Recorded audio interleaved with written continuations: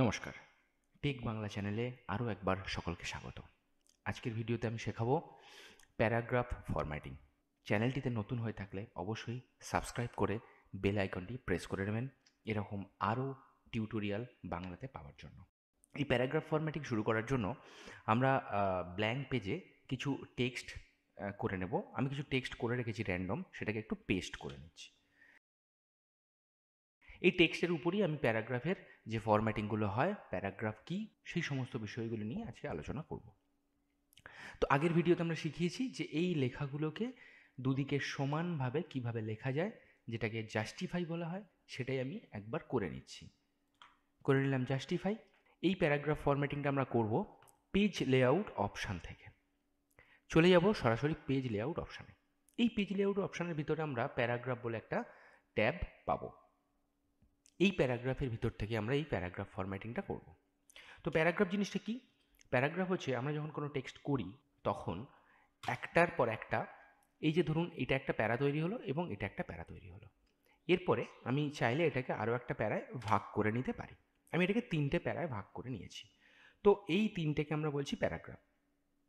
এখন এই 3টে প্যারাগ্রাফকে কীভাবে সেটিংস করা হয়, কীভাবে সাজানো হয়, সেই সমস্তগুলো দেখব।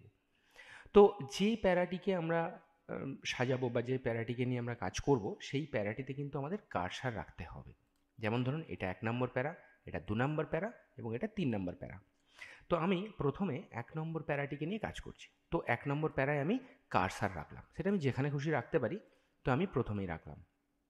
এই 1 নম্বর প্যারায় কার্সার রাখার পর আমরা চলে যাব প্যারাগ্রাফ অপশানে। এখানে দুটো অপশান দেখতে পাচ্ছি, একটা হচ্ছে ইনডেন্ট আর একটা হচ্ছে স্পেসিং। তো প্রথমে আমি দেখব ইনডেন্ট জিনিসটা কী। প্রথমে দেখে নিই ইনডেন্ট জিনিসটা কী। এই ইনডেন্ট থেকে আমরা দেখুন লেফট এবং রাইট এই দুটো অপশানস এখানে দেখতে পাচ্ছি। তো লেফটের সাইজ যেটা দেওয়া আছে সেটা ইঞ্চে দেওয়া আছে, মাথায় দুটো দাগ দেখতেই পাচ্ছেন, এটাকে ইঞ্চ বলা হয়। তো এই ইঞ্চে আমি এটা যত বাড়াবো তত কী হচ্ছে, প্রথম প্যারাটা লেফট থেকে রাইটে সরে যাচ্ছে। একইভাবে রাইট ইনডেন্ট করলে, রাইট ইনডেন্ট যখন বাড়াবো তখন প্রথম প্যারাটা রাইট থেকে বাঁদিকে সরে আসছে। এইভাবে ইনডেন্ট করা হয় যে কোনো প্যারাকে। একইভাবে যে কোনো প্যারাকে আমরা ইনডেন্ট করতে পারি এই একইভাবে। তো প্রত্যেকটা প্যারাকে একইভাবে আমরা সাজাতে পারবো, দেখা হয়ে গেছে। এরপরে আমি চলে যাচ্ছি স্পেসিং। দেখুন স্পেসিংয়ে কি বলা হয়েছে, আফটার এবং বিফোর। এই আফটার এবং বিফোর কাকে বোঝাচ্ছে? যে প্যারাটির উপরে আমি কার্সার রাখছি বা যে প্যারাটিকে নিয়ে কাজ করব, সেই প্যারাটির আফটার এবং বিফোর বোঝাচ্ছে। তো আমি প্রথম প্যারাটিতে কার্সার রেখে প্রথম প্যারার বিফোর সাইজটাকে বাড়াচ্ছি। বিফোর সেই জন্য কি হচ্ছে, আগের জায়গাটা বেড়ে যাচ্ছে, স্পেসিংটা বেড়ে যাচ্ছে। যত কমাবো এটা উপর দিকে চলে যাবে। একইভাবে আফটার যদি এটাকে বাড়াই তাহলে আফটারে স্পেসিংটা বেড়ে যাচ্ছে। তো এইভাবে যে কোনো প্যারাকে রেখে আফটার এবং বিফোর আমরা অ্যাডজাস্টমেন্ট করতে পারি। এটাই হলো আমাদের প্যারাগ্রাফ সেটিংসের কাজ। তো প্যারাগ্রাফ সেটিংসের পরে আমি আরও একটা বিষয় দেখাবো, সেটা হচ্ছে কলামস। এই কলামসটা আমরা প্রথম ভিডিওতে দেখিয়েছিলাম পেজ সেটআপের ভিতরে 3টে অংশ, মার্জিন, ওরিয়েন্টেশন অ্যান্ড সাইজ। তো আজকে দেখব এই কলম কিভাবে কাজ করে। তো চলুন কলমটা দেখার জন্য আমাদের পুরো টেক্সটটিকে আমি একটু ডিলিট করে নিচ্ছি। অল সিলেক্ট করে ডিলিট করে নিলাম এবং সেম টেক্সট আমাদের লাগবে এই কলমটা শেখার জন্য। তো সেম টেক্সট আমি আরও একবার এখানে পেস্ট করে নিচ্ছি, করে নিলাম এবং সেই সাথে এটাকে জাস্টিফাইও করে নেব। কোথায় পাবো? হোমে গিয়ে জাস্টিফাই। এরপরে আবার সরাসরি চলে যাচ্ছি পেজ লেআউট অপশানে, যার ভিতরে আমরা করব কলামস। চলে যাচ্ছি কলামসে। এই কলামসের ভিতরে আমরা দেখতে পাচ্ছি 1 2 3 লেফট রাইট এই কতগুলি অপশানস রয়েছে। 1 মানে একটাই কলমসে ভাগ করা রয়েছে, যখনই দুটো করব তখন এই লেখাটা দুটো কলমে ভাগ হয়ে যাবে। তো দুটোর জায়গায় আমি যদি 3টে করি সেইভাবে ভাগ হবে। তো দেখে নিই এরপরে মোর কলমস বলে একটা অপশান সেখানে আমরা দেখতে পাচ্ছি। তো মোর কলমসে যাই, সেখানে কি দেখাচ্ছে, মোর কলমসে গেলে একটা ছোট্ট উইন্ডো আমাদের চোখের সামনে চলে আসছে, যেখানে কিনা সেই সমস্ত অপশানসগুলি আমরা আরও একবার দেখতে পাচ্ছি।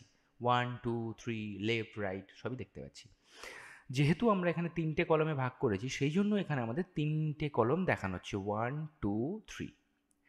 এই উইথটা কি? এই উইথটা হচ্ছে প্রতিটা কলমের মাপ কতটা আছে। আমি যখনই এক একটা কলমকে বাড়াবো তখনই এই দেখুন প্রত্যেকটা কলম 2 2 করে হয়ে গেল। যত বাড়াবো তত কলমের মাপগুলো বাড়বে। আমার পেজের যে মার্জিন রয়েছে সেই মার্জিনের মধ্যেই কিন্তু কলমগুলো সেট হবে, তার বাইরে কিন্তু যাবে না। সেই জন্য আমি 2.17-এর উপরে আর বাড়ালে কলমের মাপ বাড়ছে না। তো এখানে আমি কমিয়ে নিচ্ছি, আমি 1.8 রাখছি। এরপরে চলে আসছি স্পেসিং। স্পেসিংটা কি? যত স্পেসিং আমরা কমাবো কলমের মাঝের যে গ্যাপ সেই গ্যাপটা কমবে। এখানে প্রিভিউতে দেখা যাচ্ছে কি হতে চলেছে। যত বাড়াবো কলমসের মাঝের গ্যাপগুলো তত বড় হবে, দেখাই যাচ্ছে। তো আমি একেবারে কম করে রাখছি, 0.2 বা 3 রাখলাম, রেখে আমি এটাকে ওকে করলাম। দেখা গেল কলমের মাঝের গ্যাপগুলো কমে গেল। তো এইভাবে আমরা কলমস সেটিংস করতে পারি এবং প্যারাগ্রাফের ফরম্যাটিং করতে পারি। আশা করি বোঝাতে পেরেছি। ভালো লাগলে চ্যানেলটিকে সাবস্ক্রাইব করে নেবেন। আজকের ভিডিও এই পর্যন্ত, দেখা হচ্ছে পরের ভিডিওতে।